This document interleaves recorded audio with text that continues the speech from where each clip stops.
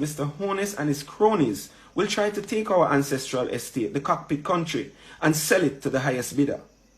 If the Jamaican citizens choose not to understand their true history,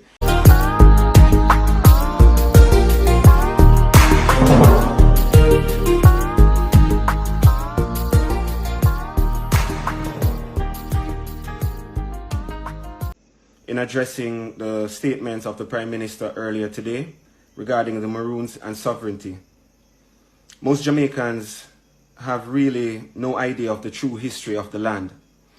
And a great deception took place to purposely create division between the hearts and minds of those who reside on this island. The deception goes far back to 1962 under the Bustamante administration, with the Siaga-led administration, as well as the Andrew Holness administration, who are fully aware of the oath that was taken to keep Maroons subservient by crippling their financial capabilities over the last 60 years. Today I will read a letter from the House of Commons, which was entered into the British Parliament on July 6, 1962, 1 month before Bustamante, one month before Bustamante would have received the charter to have a responsible government from the monarch within the Commonwealth. Nowhere in the charter for Jamaica does it say Jamaica is a unitary sovereign state. I implore Jamaican citizens to do a bit of research with me. Go over the information. The Charter and Constitution of Jamaica came after the British monarch signed an agreement with the Maroon government. Now I'm going to read to you this letter from Tom Dryburgh, who's a member of Parliament. This letter is dated July 5, 1962 and stamped with an official seal, July 6, 1962, the House of Commons. I would have just posted that letter on my Instagram page. You could refer to it afterwards, but let me go through word by word. It says, Dear Colonial Secretary, I have from time to time taken an interest in the welfare of the Maroons of Jamaica, who have, as you know, a uniquely fascinating history. Some years ago, I was fortunate enough to be able to visit them in one of their main mountain villages, Akompong, and much impressed, despite their poverty, by their independence of spirit and their determined adherence to the treaty rights which they won from the Crown long ago. Can you let me know what their exact position is now and is likely to be in the future? I heard recently from Jamaica that their colonel, as they call their chief man, was planning to lead a delegation to see Sir Alexander Bustamante.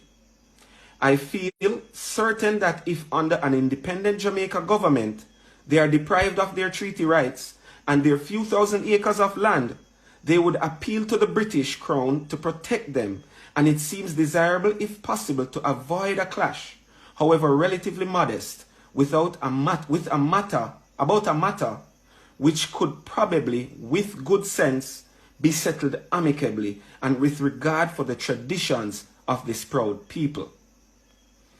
Tom Dryburgh, Member of Parliament. In a response to Mr. Dryburgh's letter, Mr. Whiteleg wrote, Mr. Dryburgh is not asking for intervention, but for information as to the present situation of the Maroons and their future.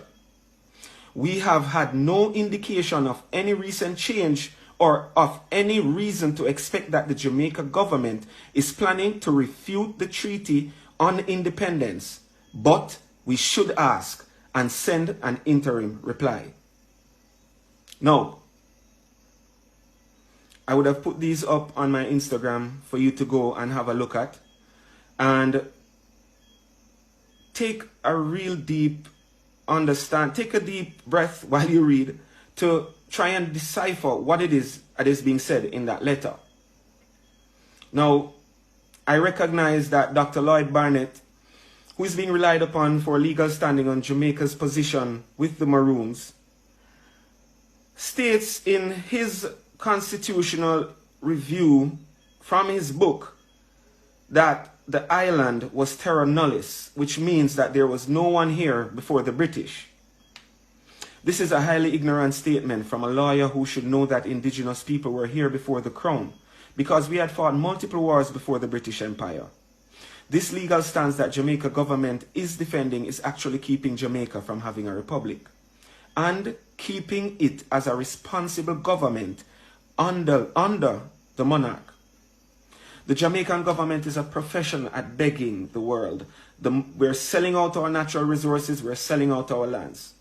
These are regular day-to-day conversations that permeate the island, as the government does not own its roads nor its airspace, amongst many other things. Which is why Maroons will not subject themselves to a municipality, because Mr. Holness and his cronies will try to take our ancestral estate, the cockpit country, and sell it to the highest bidder. If the Jamaican citizens choose not to understand their true history and stop blaming the Maroons as traitors, then the truth will be able to surface for the multitude to see. Today, in this era of time, it is globally accepted that nations have a reciprocal relationship as it deals with extradition. So when one reads the treaty, it's not hard to see that Jamaican citizens who were slaves at the time under the British Empire had a choice to join the Maroons under Cudjoe or his successors and be protected. Those who were fugitives from criminal activities or wanted to disobey the treaty agreement would be returned, similar to how extradition works today. This is clause 6 of the treaty. There are two types of people on the island: those who are willing to be righteous at all costs and defend their estate from theft, and those who remained as house slaves and gatekeepers for the corruption of leaving the Maroons out in 1962. Each person on this island must decide who they are. The world is watching. Our ancestors are watching. The Most High is watching. Therefore, in closing, Mr. Holness, I say this to you. We, the Maroons of Cockpit Country, descendants of the first people of the archipelago now called Jamaica, would like to remind you of a few things. Jamaica is not a unitary sovereign state. Elizabeth II of House of Windsor is your queen and sovereign. Jamaica is simply fully responsible in Elizabeth's Commonwealth. 2, you are a signatory to the United Nations Declaration on the Rights of Indigenous People. Please go read this. You are an intelligent man. Jamaica has an extensive external debt and is constantly begging, so you rely on other sovereign nations. In other words, you are receiving funding from others. So please consider human and indigenous rights before you end up defunded as well. Number 4, Jamaica, as a government entity, begged for its independence, whereas the Maroons waged war for 83 years. The war is now over.